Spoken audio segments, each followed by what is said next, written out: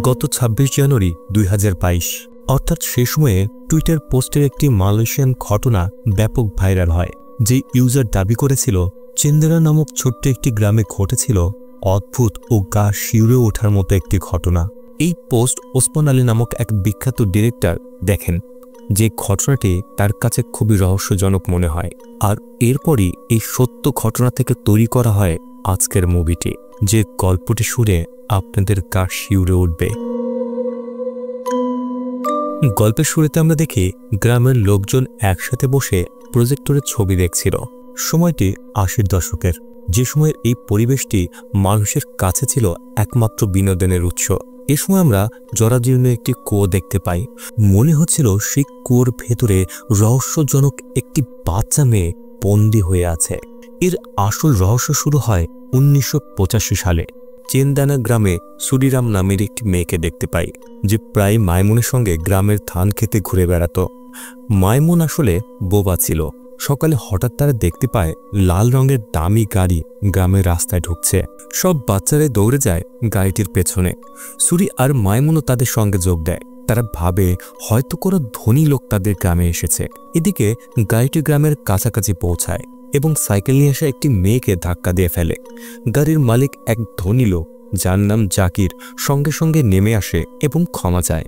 যে মেয়েটি পড়ে গিয়েছিল তার নাম রোহায়া।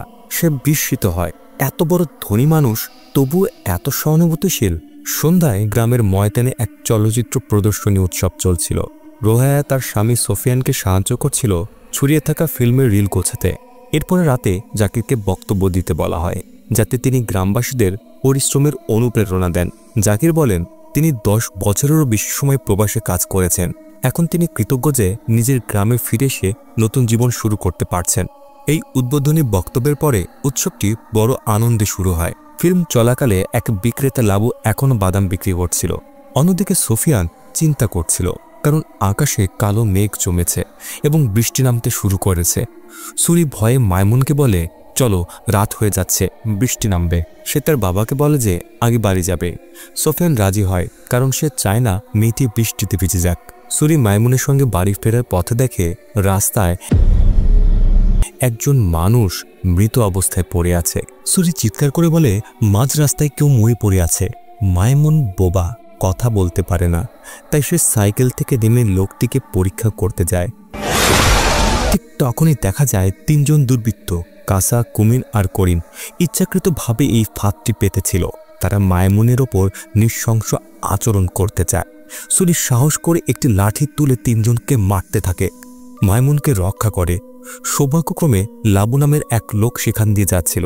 সে কাসাকে সতর্ক করে বলে, থামো, না হলে আমি গ্রামের প্রধানকে জানাবো। অবশেষে কাসা ২ জন মেয়েকে ছেড়ে দেয়, যদিও লাবু নিজে আক্রমণের শিকার হয়। এরপর পুরনো কুয়োর পাশ দিয়ে যাওয়ার সময় সুরি থমকে দাঁড়ায়, কারণ সেখানে ফুটে আছে অনেকগুলো সাদা জুঁই ফুল। সে আনন্দে ফুলগুলোর দিকে দৌড়ে গিয়ে বলে, মা এই ফুলটা খুব ভালোবাসে। সে কিছু ফুল তুলতে যাচ্ছিল মায়ের জন্য উপহার দিতে, কিন্তু হঠাৎ সুরি আতঙ্কে চিৎকার করে ওঠে, কারণ সে দেখতে পেয়েছে ভয়ঙ্কর আত্মার একটি ছায়া। বোবা মাইমুন সাহায্যের জন্য চিৎকার করতে পারছিল না। সে দৌড়ে পালিয়ে যায় সাহায্য খুঁজতে। অন্যদিকে গ্রামের মানুষ এখনও ময়দানে সিনেমা দেখায় ব্যস্ত। হঠাৎ বৃষ্টি নামে প্রবল বেগে, ভিড় ছত্রভঙ্গ হয়ে যায়। এদিকে মাইমুন ভিজে কাঁপছিল ঠান্ডায়। তখন রোহায়া, যে ছিল সুরির মা, তার কাছে গিয়ে জিজ্ঞেস করে, সুরি কোথায়? মাইমুন কিছুই বলতে পারছিল না, শুধু হাঁটার গতি বাড়িয়ে বাড়ির দিকে চলে যায়। বাড়িতে পৌঁছে সে কান্নায় ভেঙে পড়ে, নিজেকে ঘরে বন্ধ করে ফেলে। রোহায়া বারবার জিজ্ঞেস করতে থাকে, বল আমার মেয়ে কোথায়? সে দরজা জোরে জোরে ধাক্কা দেয়।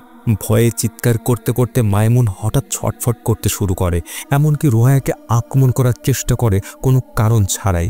এ সময় মাকতিজা দৌড়ে এসে রোহায়াকে ঘর থেকে বের করে দেয় এবং বলে, তুমি বাইরে গিয়ে তোমার মেয়েকে খোঁজো, হয়তো মাঠের আশেপাশে আছে। রোহায়া বেরিয়ে গেল কাঁদতে কাঁদতে, কিন্তু দেখল মাইমুন অচেতন হয়ে পড়ে আছে। সে সুরি সুরি বলে চিৎকার করে দৌড়ে গেল তার স্বামী সোফিয়ানের কাছে, যিনি তখনও মাঠে ছিল। রোহায়া সব কথা স্বামীকে জানায়। তারা ধারণা করতে থাকে মাইমুন হয়তো সুরিয়াকে আঘাত করেছে বা তাকে মেরে ফেলেছে। সুরির নিখোঁজের খবর পুরো গ্রামে ছড়িয়ে পড়ে। পরদিন সকালে গ্রামের লোকরা বনের ভেতরে হ্রদের আশপাশে খোঁজ শুরু করে। বেশ কয়েকদিন ধরে খোঁজ চলে, তবুও কোনো খোঁজ মেলেনি। গ্রামবাসীরা রোহায়াকে দোষ দিতে থাকে। তারা বলছিল সে নিজের মেয়েকে ঠিক মতো দেখাশোনা করেনি। মাইমুনকেও পাগল বলা হলো, আর মাকতিজাকে অভিযুক্ত করা হলো জাদুকরী হিসাবে। সে নাকি আত্মাদের পোষে এবং বলি দেয় মানুষদের। লোকেরা বিশ্বাস করতে শুরু করে হয়তো সুরিকে বলি দেওয়া হয়েছে মাকতিজার শয়তানের খাদ্য হিসাবে। রোহায়া এসব কথা শুনে ক্ষিপ্ত হয়ে ওঠে। সে মানিশা নামের মহিলাটিকে শাসাতে থাকে, কেননা সে এসব গুজব ছড়াচ্ছিল। হঠাৎ রোহায়া দূরে তার মেয়ে সুরিয়াকে দেখতে পায়। সাদা পোশাক পরা, বিষণ্ণ মুখে দাঁড়িয়ে আছে। সুরি ধীরে ধীরে হ্রদের দিকে হাঁটতে থাকে। রোহায়া দৌড়ে গিয়ে তাকে ধরার চেষ্টা করে, কিন্তু হ্রদের ধারে পৌঁছতেই সুরিয়া যেন হাওয়ায় মিলে গেল। মানিশা তাচ্ছিল্যের সঙ্গে হাসতে থাকে, বলে রোহায়া এখন পাগল হয়ে গেছে। রোহায়া তবুও হাল ছাড়ে না। সে নৌকা বেয়ে হ্রদের মাঝখানে চলে যায়, কিন্তু কোনো চিহ্ন পেল না তার মেয়ের। সন্ধ্যায় সে একা বারান্দায় বসে সুরির কথা ভাবছিল। তার ছোট্ট পরিবারে কাটানো সুখের দিনগুলো মনে পড়তে থাকে তার। কয়েকদিন পর পুলিশ ইন্সপেক্টর কার্মিলাকে পাঠায় তদন্ত করতে। চেন্দানা গ্রামে যাওয়ার পথে কার্মিলা সাদা পোশাক পরা এক ছোট্ট মেয়েকে বনের ধারে হাঁটতে দেখে। সে গাড়ি থামিয়ে মেয়েটির পিছু নেয় এবং একটি গুহায় ঢুকে পড়ে। সেখানে মেয়েটি একা বসেছিল। এ সময় জাকির নামের একজন সেখানে উপস্থিত হয়। কার্মিলা চমকে ওঠে এবং তার দিকে বন্দুক তাক করে জিজ্ঞেস করে, তুমি কে, এখানে কেন? জাকিরও অবাক, কারণ বনের ধারে এমনভাবে গাড়ি পার্ক করা মোটেও স্বাভাবিক নয়। কার্মিলা জানায় সে সুরিরাম নামে এক নিখোঁজ শিশুর মামলার তদন্ত করতে এসেছে। জাকির বলে সে নিজে চেন্দানা গ্রামের মানুষ এবং সে কার্মিলাকে সাহায্য করতে পারে গ্রামে পৌঁছাতে, কারণ সে গ্রামের প্রধান হাজি মুলুকের ছেলে। এদিকে গ্রামের সমবায় ঘর ভরে উঠেছে ক্লান্ত গ্রামবাসীতে। অনেক খোঁজাখুঁজির পরও সুরিরামকে পাওয়া যায়নি। হাজি মুলুক মনে করেন হয়তো সুরি এখনও হ্রদের আশেপাশে বা বনের মধ্যে পথ হারিয়ে আছে। মানিশা আবার কটু কথা বলতে লাগলো। সে বলে, ওদের মতো বাবা মা সন্তানদের যত্ন নিতে পারে না। রোহায়ার স্বামী সোফিয়ান রেগে উঠে চিৎকার করে বলে, চুপ করো, এমন বাজে কথা বলো না। এই সময় মানিশার স্বামী জাবেদ বলে, সোফিয়ান নিজে একজন বাড়ির লোক, সারাদিন সিনেমা নিয়ে ব্যস্ত থাকে, আর এজন্যই নিজের পরিবারের নিরাপত্তার দিকে কোনো খেয়াল থাকে না তার। তারা যখন তর্কে লিপ্ত ছিল তখন ইন্সপেক্টর কার্মিলা ও জাকির গ্রাম কার্যালয়ে পৌঁছায় সুরিরামকে খুঁজে বের করতে সাহায্য করার জন্য। জাকির সেখানে উপস্থিত সবার তর্ক থামিয়ে দিয়ে কার্মিলাকে পরিচয় করিয়ে দেয়, ইনি ইন্সপেক্টর কার্মিলা। তিনি এই নিখোঁজ শিশুর মামলার তদন্ত করবেন। হাজি মুলুক, যিনি চেন্দানা গ্রামের প্রধান, তাদের স্বাগত জানিয়ে বলেন, আমরা পুরোপুরি সহযোগিতা করব যেন সুরিরামকে দ্রুত খুঁজে পাওয়া যায়। অন্যদিকে মাইমুন এখনও নিজের উপর রাগান্বিত, কারণ সে সুরিরামকে বাঁচাতে পারেনি। সেই রাতে সে সুরির প্রতিটি স্মৃতি মনে করে এক টুকরো কাগজে আঁকতে থাকে আর কাঁদতে থাকে তার দুঃখজনক পরিণতির জন্য। হঠাৎ সুরির আত্মা তার সামনে উপস্থিত হয়, যেন কিছু বলতে চাচ্ছে। ছোট্ট মেয়েটি আলতো করে মাইমুনের চোখের পানি মুছে দেয় এবং তারপর তার কোলে মাথা রেখে ঘুমিয়ে পড়ে। পরদিন সকালে গ্রাম জুড়ে আবার গুঞ্জন, রোহায়া পাগল হয়ে গেছে। আরও ভয়ানক ব্যাপার হলো, যারা সুরিকে খুঁজতে গিয়েছিল তাদের মধ্যেও কয়েকজন অদ্ভুত আচরণ করছে, যেন তাদের উপর কোনো অশুভ আত্মা ভর করেছে। গ্রামের শিশুরাও আতঙ্কিত, কারণ তারা বলে রাতে তাদের সামনে আসে সুরির আত্মা। গ্রামের একজন মহিলা সবাইকে জানায় আগের রাতের ঘটনা। তিনি বলেন, আমি ঘুমাচ্ছিলাম, হঠাৎ শুনলাম একটা ছোট বাচ্চা কান্না করছে। তার দুই সন্তান ভয়ে ঘুম ভাঙিয়ে দেয়। তার মেয়ে মিলা নিচের কাঠের মেঝের ফাঁক দিয়ে উকি দিয়ে দেখে একটি আত্মার হাত পাথর সাজাচ্ছে মাটির নিচে। মহিলাটি ভয়ে নিজে তাকিয়ে দেখে সত্যি কাঠের নিচের অংশটা কাঁপছে, যেন কেউ নড়াচড়া করছে। তারা ভয়ে বাড়ি থেকে পালিয়ে যায়। একই সময় কার্মিলা সুরির বাড়িতে তদন্তে ব্যস্ত। সে দেখে ঘরের দেয়ালে ঝুলছে সুরির পরিবারের ছবিগুলো। হঠাৎ সে একটা ছায়া দেখতে পায়, যেন ঘরের কোনায় সুরির আত্মা দাঁড়িয়ে আছে। এ সময় জাকির এসে কার্মিলাকে বলে, সুরি খুব ভালো মেয়ে ছিল, ভদ্র, নরম মনের, সবার প্রিয়। কার্মিলা রোহায়াকে জিজ্ঞেস করে সুরির অভ্যাস কেমন ছিল, সে কার সঙ্গে খেলত। রোহায়া বলে সে সবসময় ওই বোবা মেয়ে মাইমুনের সঙ্গে থাকত, আর ওই আমার মেয়েকে হ্রদে ফেলে দিয়েছে। কিন্তু সোফিয়ান সাবধান করে বলে, এভাবে অভিযোগ দিও না, মামলাটা পুলিশ দেখুক। সেই রাতে রোহায়া রাবার বাগানের গাছ থেকে রস সংগ্রহ করছিল। হঠাৎ সে শুনতে পায় দূর থেকে কেউ মা মা বলে তাকে ডাকছে। সে চমকে তাকিয়ে দেখে দূরেই দাঁড়িয়ে আছে সুরি। সে আতঙ্কে দৌড়ে তার স্বামী সোফিয়ানের গায়ে ধাক্কা খায়। অদ্ভুতভাবে সোফিয়ান পেছন থেকে তাকে জড়িয়ে ধরে আর তার মাথা ঘষে তার কাঁধে। রোয়া অবাক হয়ে তাকিয়ে দেখে এটা তার স্বামী নয়, বরং এক ভয়ঙ্কর দানব যার শরীর ঘন লোমে ঢাকা। সে চিৎকার করে পালিয়ে যায় এবং কয়েক মুহূর্ত পর আসল সুফিয়ানের সঙ্গে মুখোমুখি হয় আর রোহাকে শান্ত করার চেষ্টা করে। পরের দিন সকালে ইন্সপেক্টর কার্মিলা আবার মাইমুনকে দেখতে যায়, যে হ্রদের ধারে একা বসেছিল। কার্মিলা ও জাকির এগিয়ে গেলে মাইমুন রেগে তাদেরকে চেঁচিয়ে তাড়িয়ে দেয়। সে রাগে ভরা মুখে চলে যায়। জাকির বলে যদিও মাইমুন বোবা, তবুও সে চমৎকার রাখতে পারে। কার্মিলা তার আঁকা কিছু ছবি হাতে নিয়ে এর অর্থ বোঝার চেষ্টা করে। সে মাইমুনের বাড়িতে যায়, দেখে গাছের ওপর ঝুলছে পুরনো পুতুলগুলো, সেগুলো বাতাসে দুলছে। কার্মিলা দরজার দিকে এগিয়ে গিয়ে সালাম দেয়, কিন্তু কোনো উত্তর আসে না। দরজা খানিকটা খোলা ছিল। সে আস্তে আস্তে ভেতরে প্রবেশ করে। ভেতরে দেয়ালে টাঙানো ছিল সুরির ছবি, পাশে মাকতিজা ও ছোটবেলার মাইমুনের ছবি। ঘরের এক কোণে একটা কাপড়ের পর্দা নড়ছিল, যেখানে ছোট্ট একটি মেয়ে চুপচাপ বসে কাঁদছে। কার্মিলা ভাবে ওটাই নিশ্চয়ই মাইমুন। কোনো কিছু না ভেবে কার্মিলা সঙ্গে সঙ্গে সাদা কাপড়টি টেনে সরায়। তখনই মাইমুন সামনের দরজা থেকে বেরিয়ে এসে কার্মিলার দিকে ধারালো ছুরি তাক করে। সৌভাগ্যবশত মাকতিজা তখনই এসে তাকে জড়িয়ে ধরে। মাইমুন শান্ত হলে মাকতিজা কার্মিলাকে বাড়ির উঠোনে বসিয়ে আপ্যায়ন করে। তিনি বলেন সুরি হারিয়ে যাওয়ার পর থেকেই মাইমুন নিজেকে ঘরে বন্দি করে রেখেছে।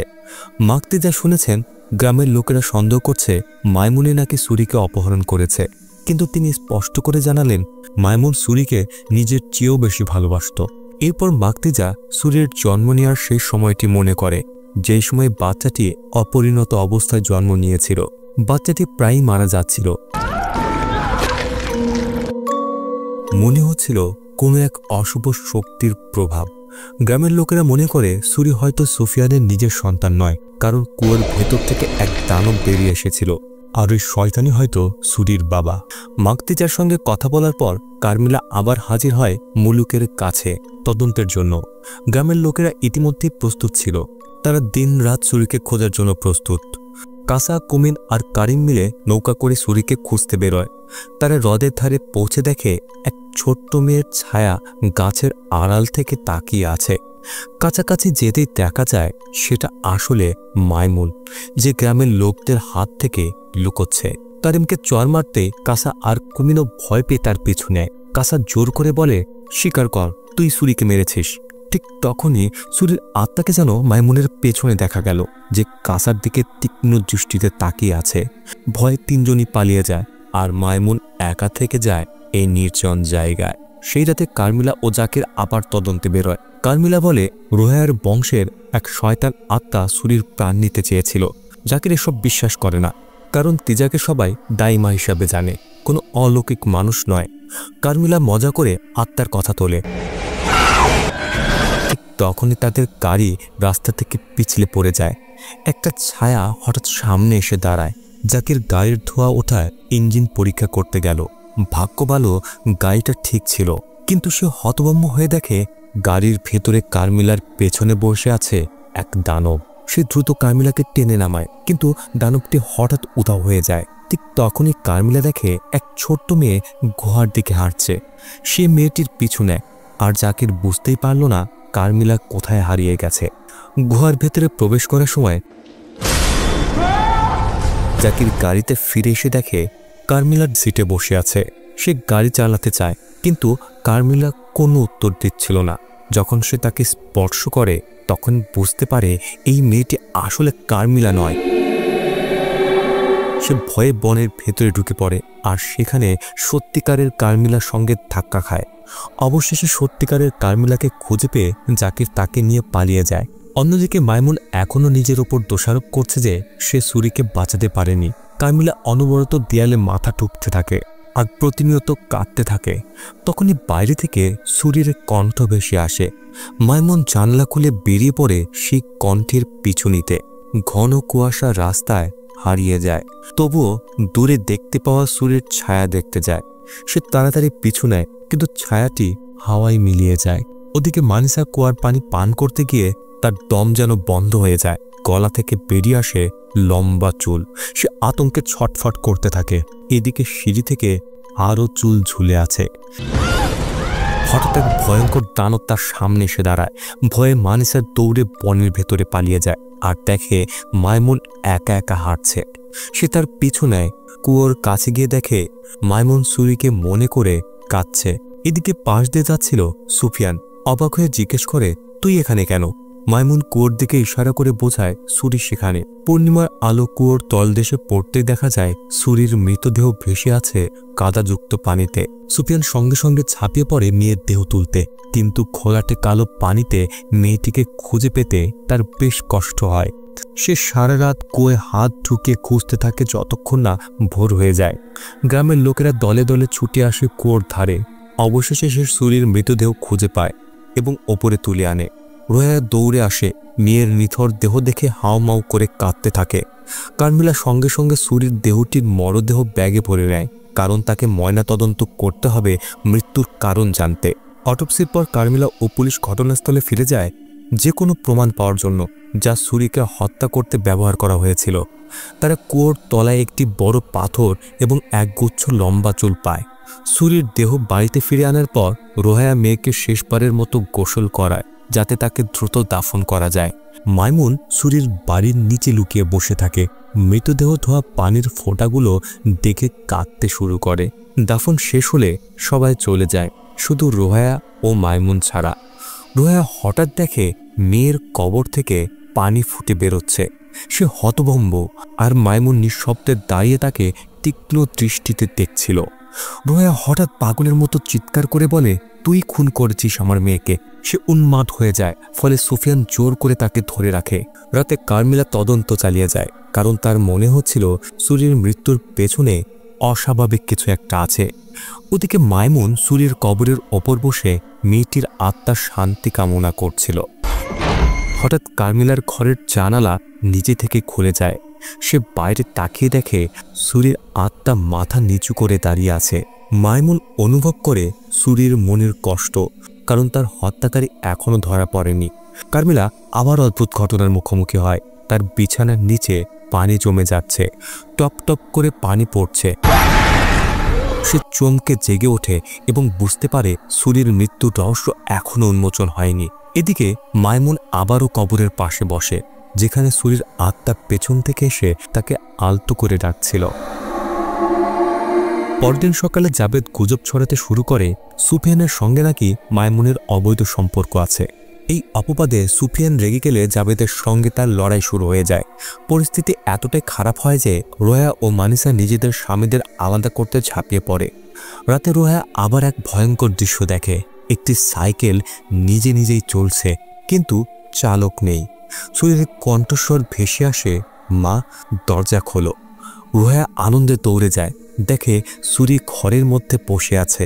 সে তাড়াতাড়ি খাবার আনতে যায় মেয়ের জন্য, কিন্তু ফিরে এসে দেখে সুরি নেই। এই সময় রান্নাঘর থেকে জিনিসপত্র ভাঙার শব্দ পায় সে। সুফিয়ান ছুটে গিয়ে দেখে সুরির আত্মা ভাঙা পাত্রের টুকরো হাতে নিয়ে নিজেকে আঘাত করছে। রোয়া চিৎকার করতে করতে পাগল হয়ে যায়, আর সুফিয়ান তাকে বোঝানোর চেষ্টা করে সুরি আর বেঁচে নেই, সে মারা গেছে। পরদিন সকালে কার্মিলা পুলিশ রিপোর্ট প্রকাশ করে। ফরেন্সিক টিমের প্রতিবেদনে প্রমাণ মেলে সুরিয়াকে হত্যা করা হয়েছিল। তার দেহ দড়ি দিয়ে বেঁধে কুয়োর তলায় ফেলে দেওয়া হয়। একটি বড় পাথর দিয়ে ওজন বাড়ানো হয়েছিল যেন ভেসে না আসে। পুলিশ তদন্তের সাহায্যের জন্য গ্রামের সবার সাক্ষ্য নেয়। প্রথমে মানিসা হাত তোলে এবং বলে, সেদিন রাতে আমি আর আমার স্বামী বাগানের পাশ দিয়ে যাচ্ছিলাম। দেখি মাইমুন আর সুরি একসাথে সাইকেলে যাচ্ছে। তার দাবি মাইমুনি নাকি সুরির মাথায় পাথর মেরে হত্যা করেছিল, তারপর পা বেঁধে কুয়োর মধ্যে ফেলে দেয়। মানিসা বিশ্বাস করে সুরিকে বলি দেওয়া হয়েছিল মাকতিজার কুয়োর ভেতরের শয়তানকে শান্ত করার জন্য। সে আরও অভিযোগ তোলে সুফিয়ানের সঙ্গে নাকি মাইমুনের সম্পর্ক আছে। এই কারণে সে জানত সুরির দেহ কোথায় লুকানো। এরপর লাবু সাক্ষ্য দেয়, সে উৎসব থেকে ফেরার সময় মাইমুন ও সুরিকে দেখেছিল। কিন্তু তারপর কাসা, করিম আর কুমিন এসে তাদের উত্ত্যক্ত করে। তবে সে পুরো ঘটনাটা দেখেনি। সব শুনে হাজি মুলুক নির্দেশ দেন, মাইমুনকে বন্দি করে রাখো যতক্ষণ না সত্যিকারের খুনি ধরা পড়ে। গ্রামের লোকেরা তখনই মাইমুনের ঘরে গিয়ে তাকে টেনে হিচড়ে বের করে আনে। মাকতিজা রেগে তা হাতে নিয়ে লোকদের থামাতে চায়, কিন্তু জাবেদ জোর করে মাইমুনকে তার কাছ থেকে আলাদা করে দেয়। মাইমুনকে টেনে নিয়ে যাওয়া হয় গ্রামের পাশের গুহার কাছে তৈরি খাঁচায়।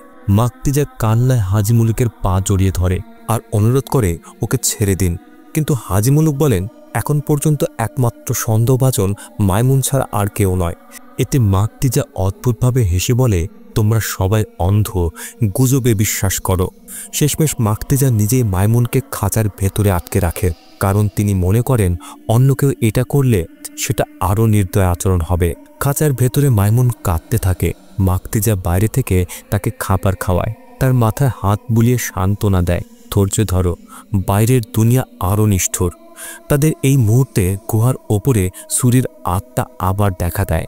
সে নরম কণ্ঠে মাইমুনকে ডাকছিল।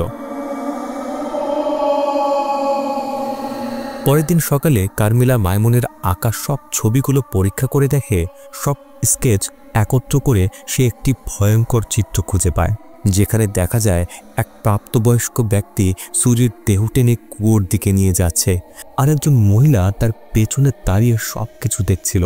কিন্তু সেই মহিলা মাইমুন নয়। কারমিলা আরও নিশ্চিত হয়ে যায় যে সুরির হত্যাকাণ্ডে শুধু একজন নয়, একাধিক অপরাধী জড়িত। প্রকৃত হত্যাকারী এখনও মিথ্যার আড়ালে লুকিয়ে আছে।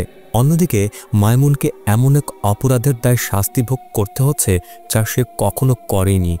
গ্রামের বাচ্চারা তাকে পাগলি বলে ডাকতে শুরু করে। মা তিজা ব্যস্ত থাকে সেই বাচ্চাদের তাড়াতে, যাতে তারা তার মেয়েকে আর কষ্ট না দেয়। কারমিলা মাইমুনের কাছে যায় সাক্ষাৎকার নেওয়ার জন্য। সে মাইমুনকে খাওয়ানোর চেষ্টা করে, তার মাথায় হাত বুলিয়ে দেয়, কিন্তু তবুও মাইমুন আতঙ্কে কাঁপতে থাকে। রাতে রোহেয়া হঠাৎ ঘুম থেকে জেগে ওঠে। সে শুনতে পায় সুরি তাকে মা বলে ডাকছে। তার ঘরের জানালা নিজে থেকে খুলে যায়। দরজার বাইরে তাকে সে দেখে এই গভীর রাতে সুরি হাঁটছে। রোহেয়া তাকে অনুসরণ করে। রোহেয়া যেন কিছু একটার বশে চলে এসেছে।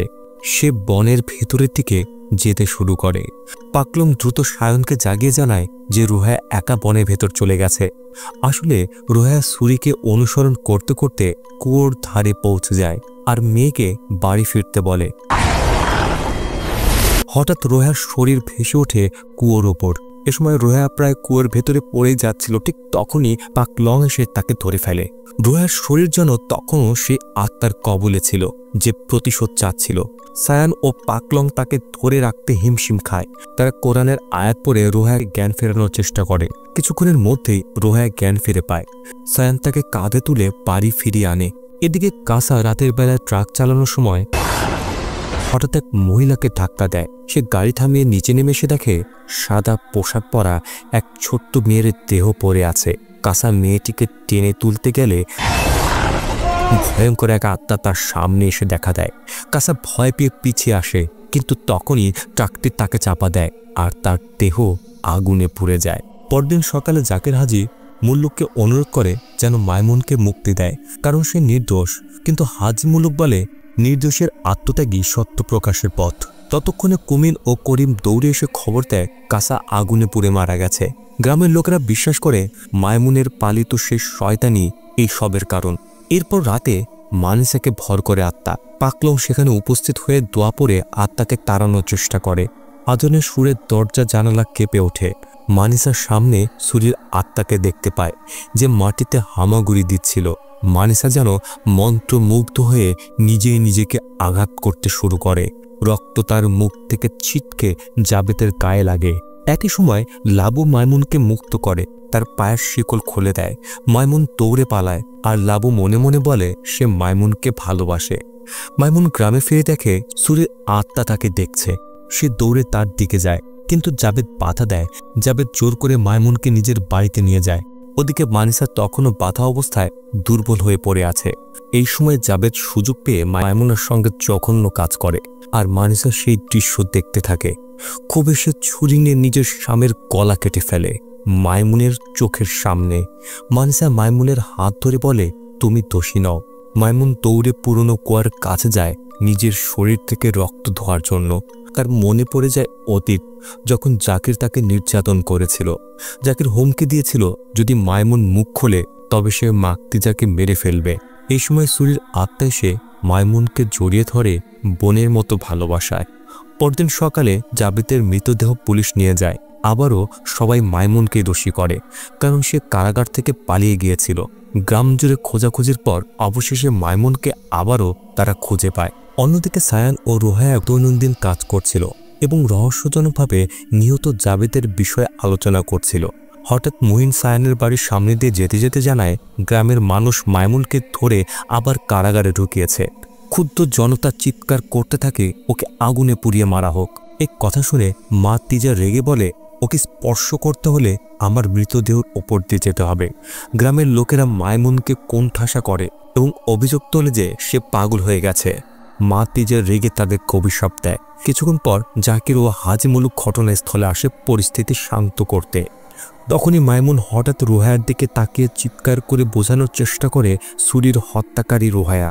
রোহায়া সঙ্গে সঙ্গে অস্বীকার করে বলে, আমি কখনোই আমার মেয়েকে হত্যা করতে পারি না। কিন্তু ঠিক তখনই হঠাৎ সুরির আত্মা চারদিক থেকে আবির্ভূত হয়। ভয়ে আতঙ্কিত রোহায়া দৌড়ে বাড়ির ভেতর ঢুকে দরজা বন্ধ করে দেয়।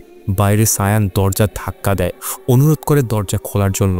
রোহায়া কান্নায় ভেঙে পড়ে, কারণ সে বারবার সুরির কণ্ঠ শুনতে পাচ্ছে। প্রতিনিয়ত তাকে মা মা বলে ডাকছে। শেষে সায়ান দরজা ভেঙে ভেতরে ঢোকে এবং রোহায়াকে শান্ত করতে চেষ্টা করে। রোহায়া তখনও ছাদের দিকে তাকিয়ে দেখে সেখানে সুরির আত্মা বসে আছে প্রতিশোধ নেয়ার জন্য। এরপর রোহায়া বাইরে এসে দেখে সবাই বাড়ির সামনে জড়ো হয়েছে।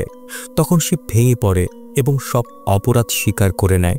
সুরির আত্মার চোখে তাকিয়ে সে কান্না করে বলে, মাফ করো, আমি ইচ্ছে করে পড়িনি। সে স্বীকার করে নেয় এক রাতে যখন সে পুরনো কুয়োর ধারে পানি তুলছিল, হঠাৎ পানির ভেতর থেকে এক ভয়ঙ্কর আত্মা দেখা দেয়। ভয় পেয়ে সে দৌড়াতে চায়, কিন্তু ঠিক তখনই সুরি সেখানে এসে উপস্থিত হয়। রোহায়া আতঙ্কে একটি লম্বা কাঠ দিয়ে মেয়েটির মাথায় আঘাত করে বসে।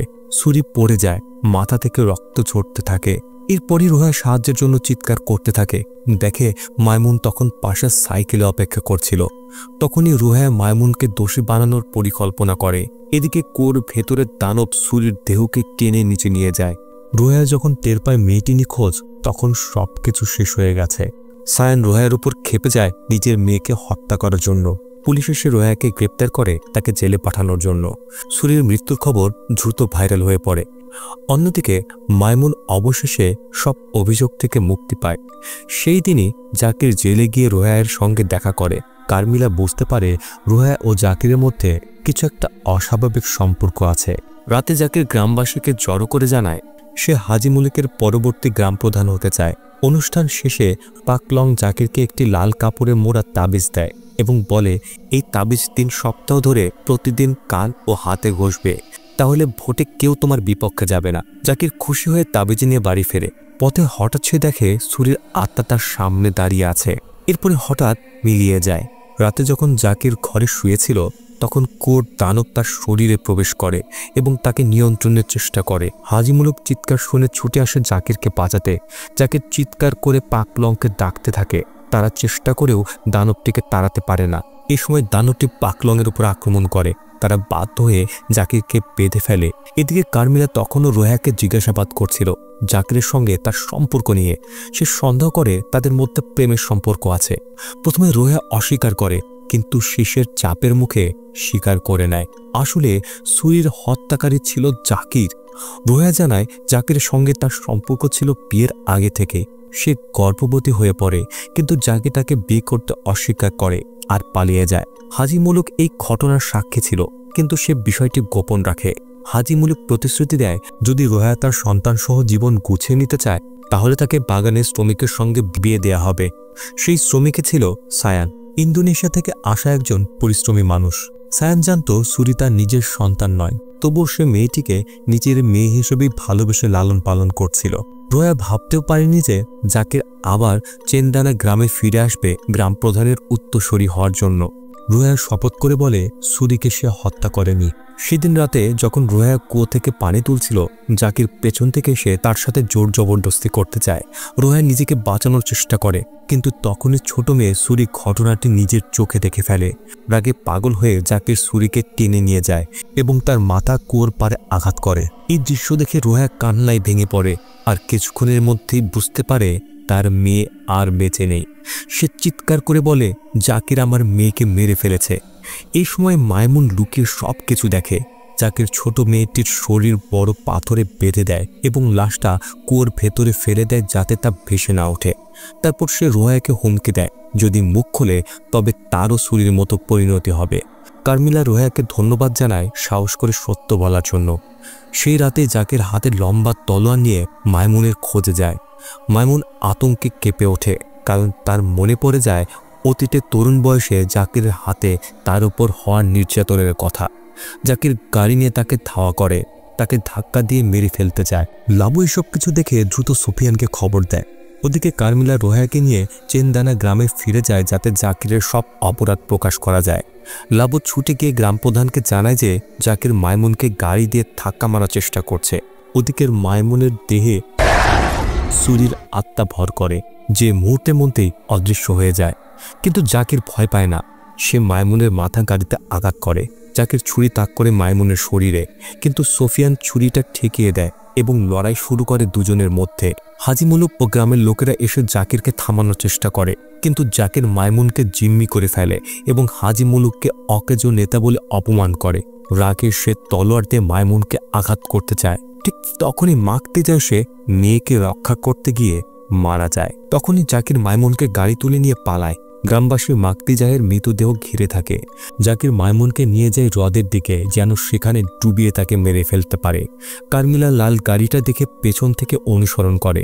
ঠিক তখনই হঠাৎ সুরির আত্মা তাদের সামনে হাজির হয়, ফলে গাড়িটি নিয়ন্ত্রণ হারিয়ে হ্রদের মধ্যে পড়ে যায়। মাইমুন তখনও সচেতন ছিল এবং সুরির আত্মা তাকে বাঁচিয়ে তোলে। জাকির জ্ঞান ফিরে পেয়ে মাইমুনের পা ধরে টানতে থাকে, কিন্তু কার্মিলা তাকে ওপর থেকে টেনে তুলে বাঁচায়। রোয়া নিজের অপরাধ বোধে জাকিরের দিকে তেড়ে যায় এবং তাকে তা দিয়ে আঘাত করে। রক্তাক্ত অবস্থায়ও জাকির মাইমুনকে তাড়া করে। শেষ পর্যন্ত তার নিজের বাবা হাজি মুলুক গুলি করে তাকে হত্যা করে। রোয়া স্বামীর বুকে ভেঙে পড়ে কাঁদতে থাকে। হাজি মুলুককে পুলিশ গ্রেফতার করে, আর জাকিরের দেহ হ্রদ থেকে উদ্ধার করে ময়নাতদন্তের জন্য নিয়ে যাওয়া হয়। এরপরে আমরা দেখি মাইমুন ফুল ছড়িয়ে বলে, এই পুরনো কুয়োই সেই নীরব সাক্ষী, যে সময়ের গর্ভে চাপা পড়ে থাকা সত্যকে দেখেছে। তখনই সুরির আত্মা এসে মাইমুনকে জড়িয়ে ধরে। এমন সময় লক্ষ্য করা যায় মাইমুনের ভেতরে কিছু একটা যেন ভর করেছে, কিন্তু সেটি কে? গল্পের একদম শেষে আমরা দেখি সেদিন আসলে রোয়া অপেক্ষা করছিল জাকিরের জন্য। 10 বছর পর তাদের প্রেম যেন পুনরায় ফুটে উঠেছে।